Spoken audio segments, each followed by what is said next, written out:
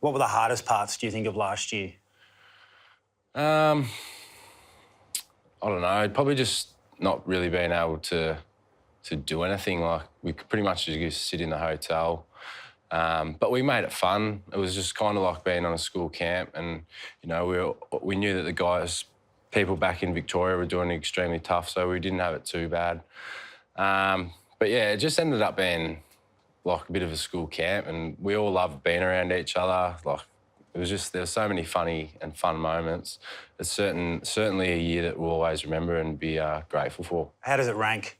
Do you have a favourite flag now after having 3 after last year, or a favourite Norm Smith out of the 3? Oh, mate, all of them are just very special in their own unique way. I mean, last year, being away from the G, people like to say we could only win on the G. So to be able to be away from home and win some of the games that we did, over in Adelaide against Port, and, we're down at half-time against the Cats. It was a real sense of fulfilment after the year because of the way we did it. It was just, and every year's kind of been, we've done it tough.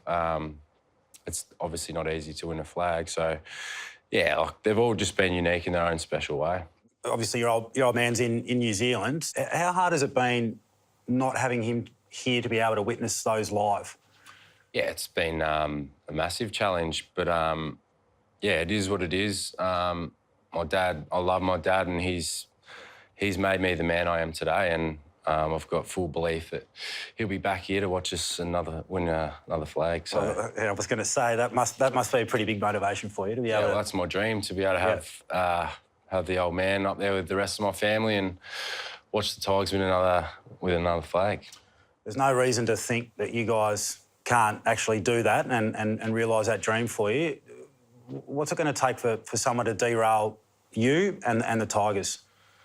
I don't know. I mean, like, as you said, every club's going out there to win the premiership, but we'll just focus on what we can control and what we do, and I think that's why we've been so successful. We just stay in our lane and bring our best stuff. Was there a time, sort of back, 5 years ago at the start of your career, when you thought you'd never win one, let alone play in a grand final? Did you have those thoughts? Yeah, for sure. It was just weird how quick it all kind of happened. I think when you take away the focus from the outcome, I think if you just come back to enjoying the moment and enjoying the journey, which we have done really well probably since the end of 2016, whatever happens, happens, Instead of focusing so much on the outcome, which maybe we did in the past, just getting back to enjoying the journey. And I think you're seeing the way we play with such enjoyment. And then obviously the premierships are special as well.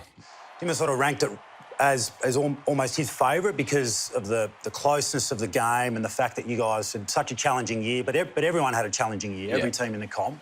But because it was such a close game and you came from behind and all of those things, he rated it as his sort of favourite. What were your emotions in the room at half-time? What were you thinking?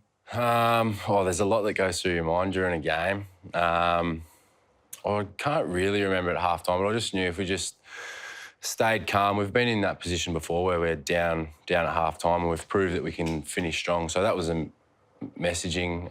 Just stick to what we're doing, stick to the process, and, again, not worry about the outcome. And just the grit that we showed to be able to come back, it was, to be honest, it was a very special one last year. So not long before half-time in the granny, I think a lot of us were probably sitting at home and thinking, gee, Geelong have got them here. They've got control of this game. It looks like Richmond's run might come to an end. And then, as you've done over the past few years, you bobbed up and you kicked a goal. And could you sense just before half-time that this next 5 minutes was going to be really important? Because you look like you just crave those massive moments.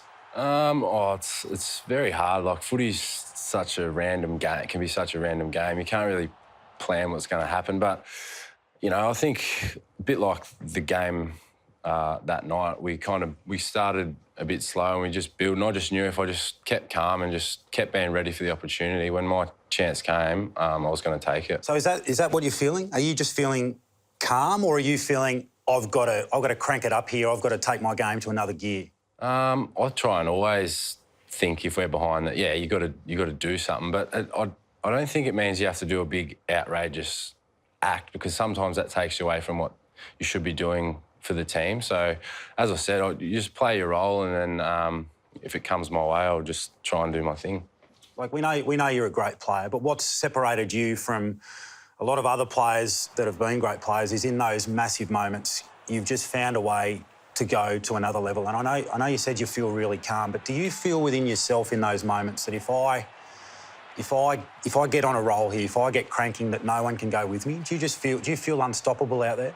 Oh, I've got a lot of self-belief, and I just, that's what you play the game for, to be in those pressure moments. I remember I've been practicing stuff like that in the backyard when I was 5 and 6. That's why you play the game, for those big moments and to step up when your team needs you. And I just love it. Did you practice being anyone in particular? Mate, I was actually a big Saints fan. You're not going to say. I loved Robert Harvey. Oh, God. Obviously loved yourself, but... yeah, you had to say that. You're big Lenny Hayes? Yeah, Lenny Hayes. Yeah. I remember when you got drafted, you said Lenny was your man.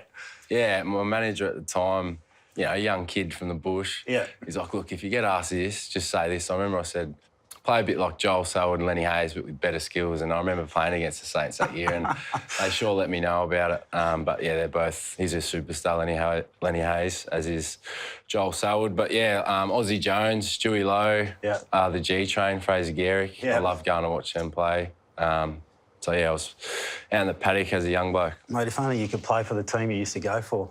We might have got across the line in 09 and 10.